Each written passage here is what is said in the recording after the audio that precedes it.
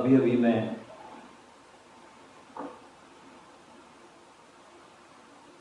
एक गीत सुन रहा था और उसकी पंक्तियां मुझे बहुत प्यारी लगी। क्या थी उसकी पंक्तियां? कि मोहब्बत का एक देवता सा मिला, मोहब्बत का एक देवता सा मिला, खुदा तो नहीं पर खुदा सा मिला, खुदा तो नहीं पर खुदा सा मिला। मोहब्बत का एक देवता सा मिला, खुदा तो नहीं पर खुदा सा मिला, खुदा तो नहीं पर खुदा सा मिला। मुझे जब खुली उसकी बाहें मिली, मुझे जब खुली उसकी बाहें मिली, ज़माने के गम से पनाहें मिली। मुझे जब खुली उसकी बाहें मिली, ज़माने के गम से पनाहें मिली। चरागों का एक सिलसिला सा मिला, चरागों का एक सिलसिला सा मिला, खुदा तो नहीं पर खुदा सा मिला, खुदा तो नहीं पर खुदा सा मिला। उसे पाके दिल को करार आ गया, उसे पाके दिल को करार आ गया, जवानी पे मेरे निखार आ गया। उसे पाके दिल को करार आ गया, जवानी पे मेरे निखार आ गया। मुझे आज खुद पर भी प्यार आ गया, मुझे आज खुद पर भी प्यार आ गया। इन आंखों में एक आईना सा मिला, मोहब्बत का एक देवता सा मिला, मोहब्बत का एक देवता सा मिला, खुदा तो नहीं पर खुदा सा मिला, खुदा तो नहीं पर खुदा सा मिला। सूफियों का मार्ग बस यही है, गाना है, रोना है, नाचना है और अपनी मुर्शिद की याद में डूबना है।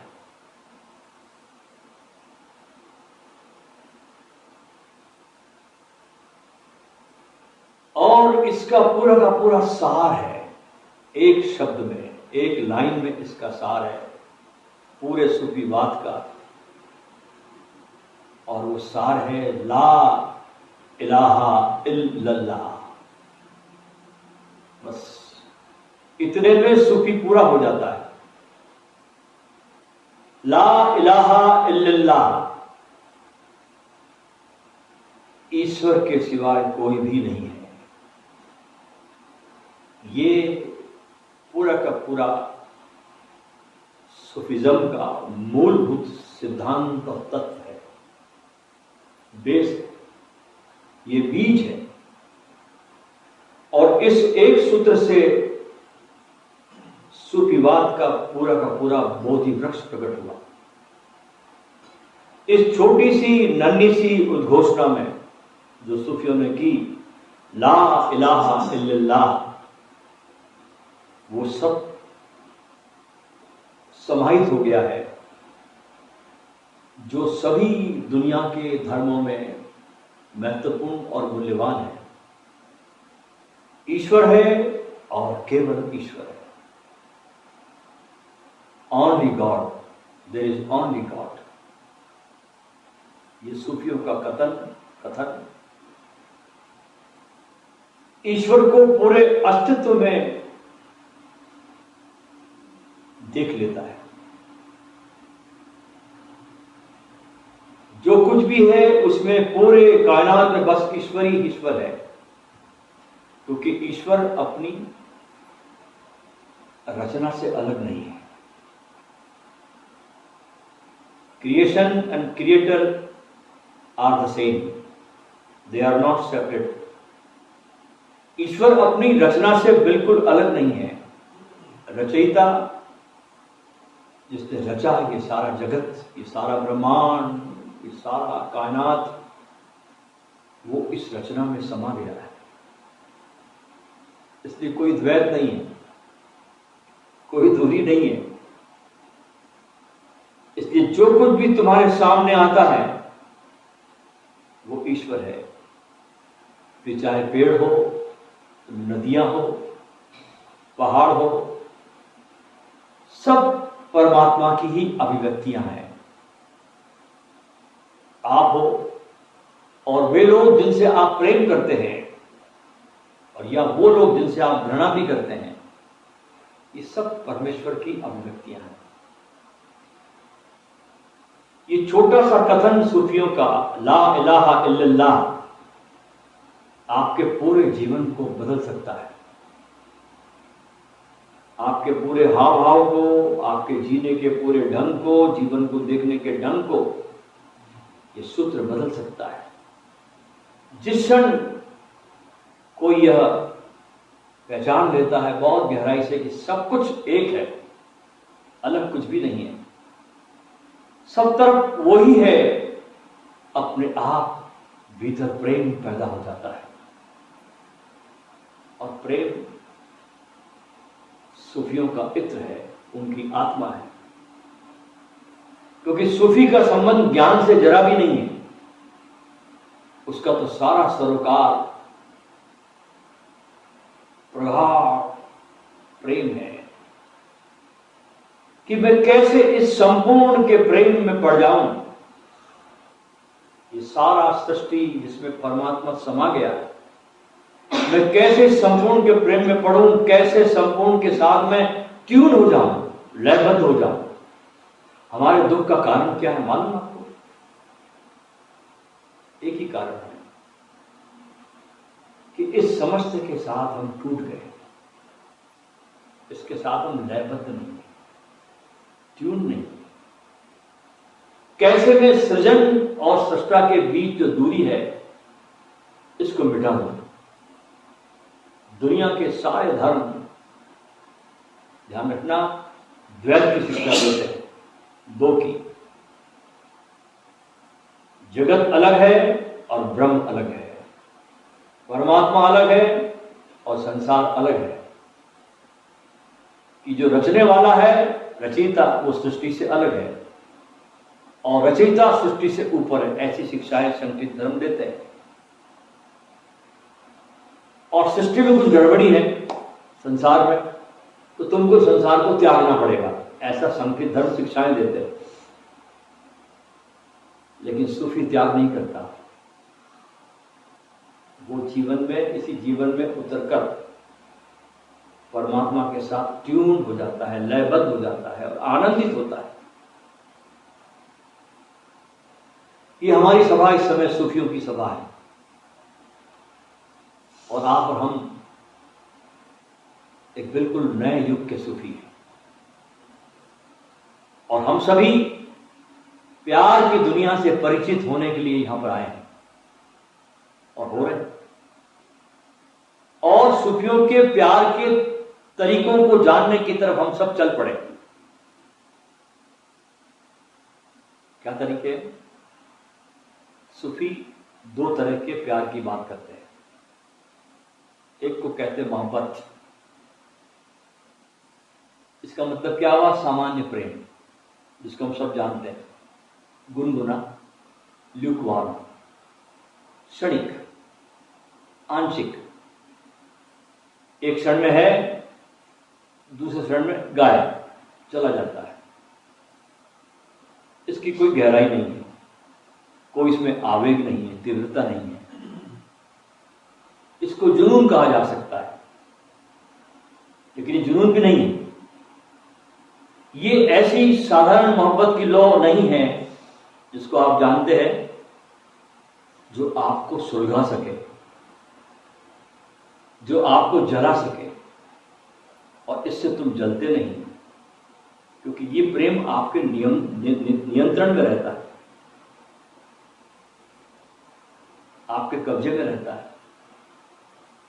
संसार के सारे संबंधों का प्रेम कब्जों में है। आप इसके वश में नहीं होते, आप इसमें खुद को खोते नहीं हैं, आप दुनियावी प्रेमों के नियंत्रण में रहते हैं। लेकिन सूफी दूसरे प्रकार का प्रेम, वास्तविक प्रेम, प्रामाणिक प्रेम, इसको कहते हैं इश्क। एक समझाया मोहब्बत, अब सूफी दूसरी गहराई की बात करता है, वो है इश्क। इश्क का मतलब क्या हुआ? पूरी तीव्रता के साथ डूब जाना उस प्रेम में। कोई उसमें खो जाता है और कोई उस पर आधिपत्य कर लेता है, उसको पजेस कर लेता है, और इसके कारण कोई पागल हो जाता है। पागल शब्द का अर्थ देखिए, आप दो शब्दों से बना है, पा प्लस गल। जिसने गल पाली उसे पागल कहते हैं, जिसने जान लिया। एक बहुत प्यारी घटना, कैसे सूफी इस प्रेम में पजेस हो जाता है, कैसे इश्क उसको आधिपत्य कर लेता है, इसकी गाथा मुझे स्मरण में आती है, जो आपको इसको समझाएगी, जो मैं कहना चाह रहा आपसे। एक बहुत बड़ा सूफी फकीर हुआ जिसका नाम था रुज़बिहान। एक बार वो बहुत साधना की जो उच्चतम स्थिति होती है सूफियों में, उसे कहते हैं वज्द, इसकी हालत में था ये। और खानखा, जो सूफियों की, जिसको आश्रम कहा जाता है, खानकाहों, जैसे हम कहते हैं हमारा आश्रम, ऐसे सूफियों की जो सभाएं जहां होती है, जहां मीटिंग पॉइंट्स होते हैं, उसको ये लोग खानकाह कहते हैं। तो ये छत पर था रुज़बिहान। और खानकाह वो स्थान है जहां सूफी मिलते हैं।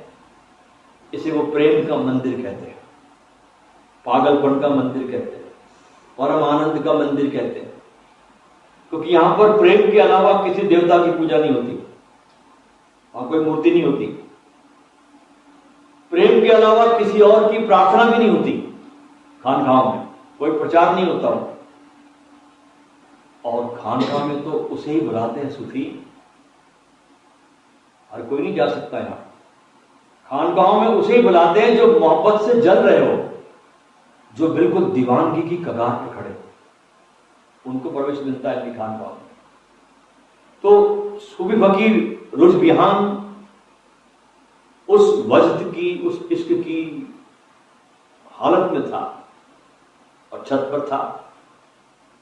और वजद एक ऐसा क्षण है जब साधक नहीं होता, सिर्फ परमात्मा होता है। वो खो जाता है और परमात्मा की ऊर्जा से एकदम आच्छादित हो जाता है, परमात्मा की ऊर्जा से जकड़ लेती है अपने इश्क में। और ये पूर्ण एक सामंजस्य का क्षण है साधक के जीवन में, जब परमात्मा की ऊर्जा से वो ढक जाता है। एक खिड़की खुलती है साधक के जीवन में, और क्षण भर को वो पूरा आकाश को देख लेता है। और एक क्षण को भी आपने उस आकाश को देख लिया, फिर तुम अपने शरीर और मन की दीवारों के भीतर सीमित नहीं रह सकते। एक क्षण के लिए बिजली कौंधती है और सारा अंधेरा मिट जाता है। तो वज्द जो है सूफियों में एक क्षणिक समाधि है, एक झलक है, एक सतोरी है कहना चाहिए। ये आता भी है और चला भी जाता है, लेकिन आते जाते ये वज्द की स्थिति धीरे धीरे ये साधक के जीवन में अपने को स्थापित करता चला जाता है। सतोरी। लेकिन एक क्षण के लिए भी जीवन में ईश्वर को जानना, एक क्षण के लिए भी एक बिजली का कौंध जाना भी अपार सौंदर्य और एक परम आशीर्वाद है। यहां तक कि एक पल के लिए भी तुमने ये जान लिया कि तुम अस्तित्व से अलग नहीं हो, तुम इससे जुड़े हो, कोई तुम्हारा अहंकार नहीं है, सब एक है, ला इलाहा इल्लल्लाह, ये हवा की तरह आता और चला जाता है। और जब आप इसके प्रति जागरूक होते तब यहां होता नहीं, लेकिन ये इतना तरोताजा कर जाता है वस्तु का अनुभव, क्षणिक भी, कि कायाकल्प कर जाता है, पुनर्जीवन दे जाता है।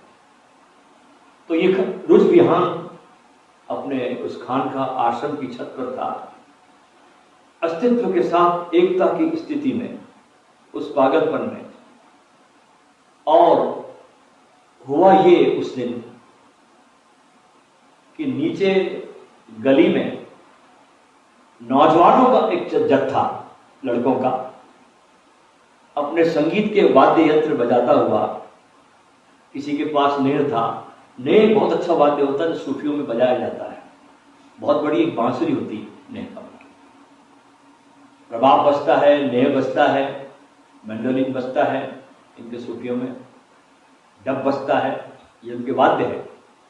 हुआ ऐसा कि नीचे गली में नौजवानों का एक जत्था संगीत के वाद्य यंत्र बजाता हुआ और गाता हुआ गुजर रहा है।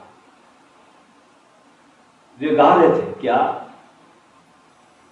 ए दिल, ये नौजवान गा रहे थे उस अपने रबाब पर, अपने वाद्य यंत्रों पर, और गली से नौजवान गुजर रहे थे। ए दिल, महबूब के मोहल्ले में कोई रोना नहीं है, ए दिल, महबूब के मोहल्ले में कोई रोना नहीं है, नहीं उसके घर की छत, दरवाजे या खिड़कियों पर पहरा है। यदि आप अपनी आत्मा को खोने के लिए तैयार हैं, उठो, अभी आ जाओ, क्योंकि मैदान बिल्कुल सूना पड़ा है, खाली है। ये नीचे गाने वाले बेचारे बच्चे उस रुझान की हालत से अनभिज्ञ थे, उनको पता भी नहीं था कि कोई पागल ऊपर वज्र की हालत में है और वे गा रहे नीचे, वे सिर्फ गा रहे थे। और उनको अपने गाने का भी होश नहीं था बच्चों को, जैसे हम गाने गाते हैं उनको कहां होश रहता है, इसका क्या मतलब है, गाने का अर्थ क्या है, क्या भाव है, बच्चों को बड़ी मालूम रहता है, बच्चे तो गाते हैं एक मशीन की तरह,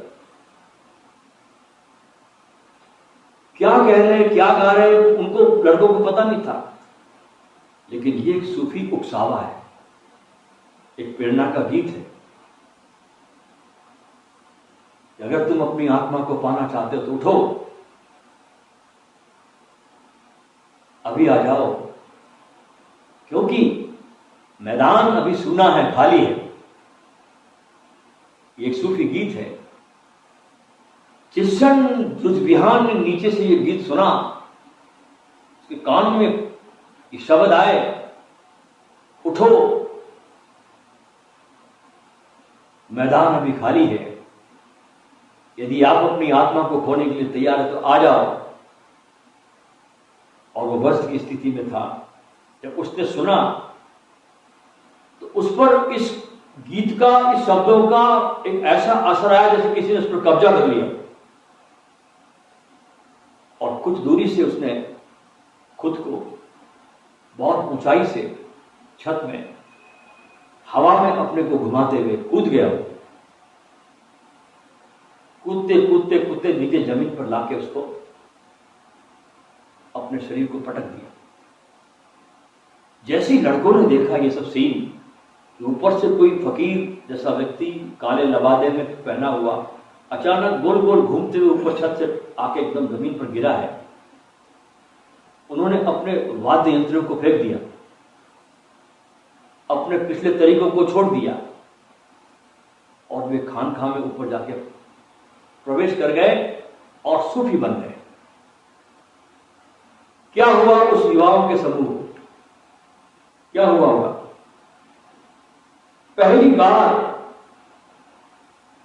इन युवाओं ने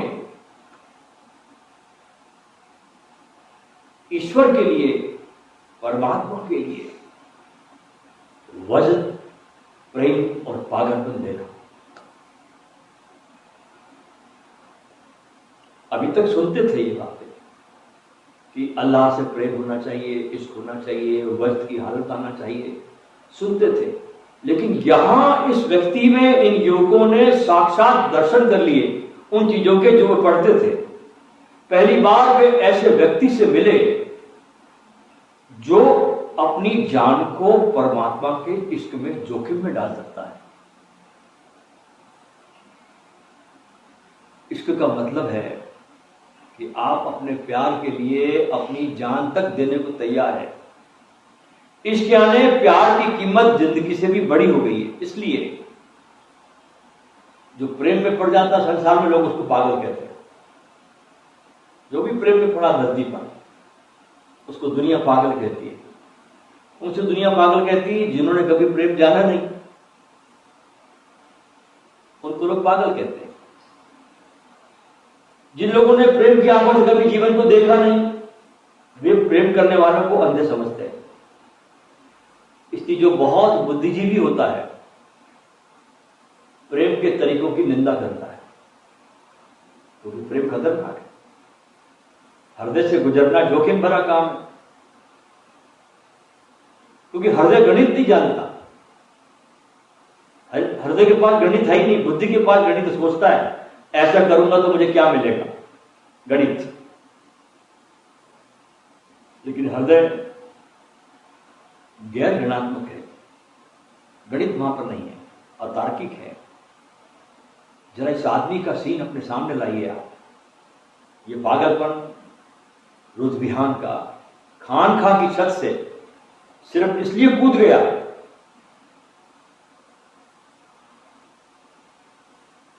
क्योंकि कुछ लोग गीतों में कोई पुकार दे रहे थे, कोई आवाज दे रहे थे, कोई इल्हाम हो रहा था उस गीतों में। यदि आप अपनी आत्मा को खोने के लिए तैयार है तो उठो, अभी आओ, टालो मत, क्योंकि मैदान खाली है। और वो कूद गया। एक पल के लिए भी झिझका नहीं कि थोड़ी व्यवस्था कर लूं, कल कूदूंगा, थोड़ा व्यवस्था जमा लूं, सब निपटा लूं संसार के काम, उसके बाद सोचूंगा कल परसों कूदने की। ये पागलपन है। वो इतना परमात्मा के नशे में था कि उसे पता भी नहीं चल रहा कि क्या हो रहा है, क्योंकि वो तो वहां था ही नहीं।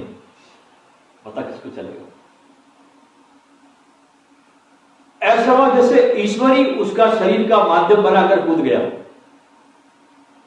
उस पर भगवान का पूरा साया था। उसे छत से आते हुए, मुड़ते हुए, हवा में झोंके में चक्कर लगाते देख उन्होंने, इस लड़कों ने और भी दरवेश देखे थे चक्कर काटते हुए धरती पर ध्यान करते हुए अभी तक, लेकिन ऐसा आदमी कभी नहीं देखा। और जब जमीन पर यह आदमी उतरा चक्कर खाते हुए तो इतना निर्दोष था, इतना मौन था, उसका आनंद इतना था। उसे देखना और उसको देखना ही उसके लिए अपने जो पुराने तरीके थे उन लड़कों के, उन्होंने सब छोड़ दिए, त्याग दिए, वाद्य यंत्रों को फेंक दिया। क्योंकि कहा जाता है कि जब कोई संगीतज्ञ वास्तव में कुशल हो जाता है संगीत में तो अपने वाद्य यंत्र को फेंक देता है, क्योंकि वो स्वयं एक संगीत हो जाता है। खुद वो स्वयं एक संगीत हो जाता है। ऐसे इन लड़कों ने अपने वाद्य यंत्र को फेंक दिया, क्योंकि सामने दर्शन कर लिया उस चीज का और सुखी बन गए। इस तरह हम सबको भी सूफी होना है। सूफी के संबंध में जानना नहीं है,